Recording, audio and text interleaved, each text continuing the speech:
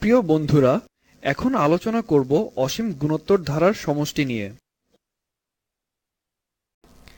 A plus a r plus a r square plus a r cube plus dot dot dot গুণোত্তর ধারাটির প্রথম পদ হবে এ এবং সাধারণ অনুপাত হলো আর। সুতরাং ধারাটির এনতম পদ equal to a r to the power n minus one, যেখানে এন বিলংস টু এন মানে সকল স্বাভাবিক সংখ্যা এবং r not equal to one.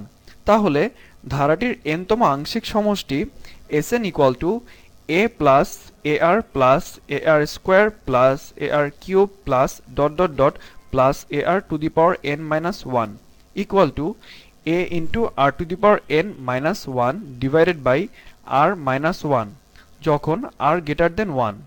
আবার আর লেস দেন ওয়ান হলে তখন ধারাটির এনতম আংশিক সমষ্টি হবে s n equal to a into one minus r to the power n divided by one minus আর।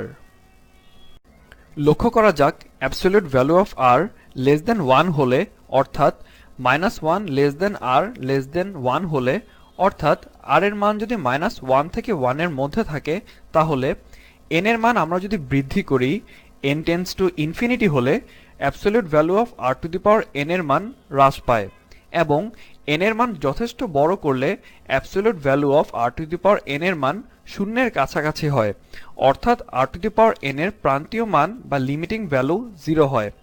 ফলে এস এন এর প্রান্তীয় মান s n equal to a into one minus r to the power n divided by one minus r, যাকে আমরা লিখতে পারি a by one minus r minus a into r to the power n divided by one minus r. যেহেতু n tense to infinity, তাহলে আর to the power n এর প্রান্তীয় মান 0 হয় এবং আমরা এই পদটি বাদ দিতে পারি।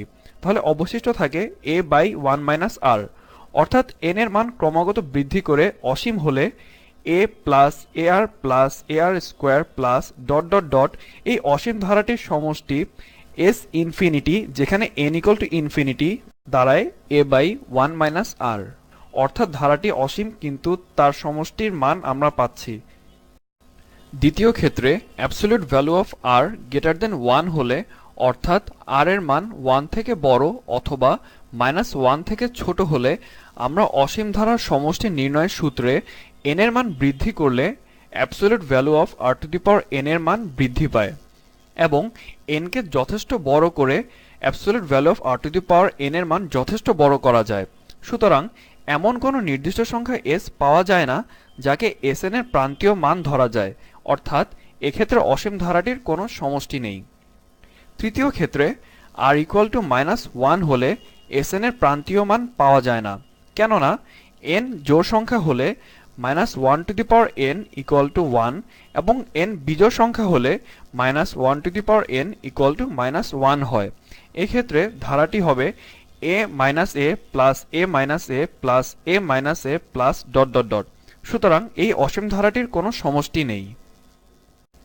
তাহলে absolute value of r less than one অর্থাৎ minus one less than r less than one হলে মানে আর এর মান মাইনাস ওয়ান থেকে ওয়ানের মধ্যে হলে a plus a r square plus dot dot dot এই অসীম গুণোত্তর ধারাটির সমষ্টি হবে s equal to a by one minus r. অর্থাৎ আর এর মান যখন মাইনাস ওয়ান থেকে ওয়ানের মধ্যে তখন আমরা ধারাটির সমষ্টি পাচ্ছি, কিন্তু আর এর অন্য সকল মানের জন্য অসীম ধারাটির সমষ্টি থাকবে না। অসীম গুণোত্তর ধারার সমষ্টিকে যদি থাকে এস ইনফিনিটি বা এস সাব ইনফিনিটি লিখে প্রকাশ করা হয় এবং একে ধারাটির অসীমতক সমষ্টি বলা হয়, অর্থাৎ a plus a r square plus a r cube plus dot dot dot গুণোত্তর ধারাটির অসীমতক সমষ্টি s infinity equal to a by one minus r যখন absolute value of r less than one. শিক্ষার্থী বন্ধুরা, মনে রাখবে পৌনঃপুনিক দশমিক সংখ্যাকে অনন্ত গুণোত্তর ধারায় প্রকাশ করে মূলদীয় ভগ্নাংশে প্রকাশ করা যায়। এখন আমরা অসীম গুণোত্তর ধারার অসীমতক সমষ্টি নির্ণয়ের দুটি উদাহরণ নিয়ে আলোচনা করব। প্রথম উদাহরণে 1 plus 0.1 plus 0.01 plus 0.001 dot dot dot এই অসীম গুণোত্তর ধারার অসীমতক সমষ্টি যদি থাকে তাহলে তা নির্ণয় করতে হবে। এখানে প্রথম পদ a ইকুয়াল টু 1 এবং সাধারণ অনুপাত r ইকুয়াল টু 0.1/1, যা হলো দ্বিতীয় পদ বাই প্রথম পদ। আমরা যদি এখানে তৃতীয় পদ বাই দ্বিতীয় পদ করি তাহলেও একই অনুপাত পাবো, এবং তা হলো 1/10, যা 1 এর থেকে ছোট। সুতরাং ধারাটির অসীমতক সমষ্টি আছে, এবং তা হলো s infinity equal to a by 1 minus r। আমরা এখানে a এবং r এর মান বসিয়ে পাই 10/9 ইকুয়াল টু 1 and 1/9। এবার আলোচনা করি দ্বিতীয় উদাহরণ নিয়ে। এখানে 0.5 পৌনঃপুনিক দশমিকের সাধারণ ভগ্নাংশে রূপান্তর করতে হবে।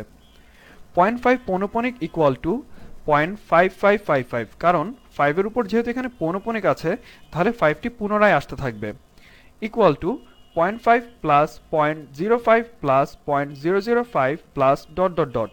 ধারাটি একটি অসীম গুণোত্তর ধারা, যার প্রথম পদ a ইকুয়াল টু 0.5 এবং সাধারণ অনুপাত r equal to 0.05 by 0.5 equal to 0.1, যা 1 এর থেকে ছোট।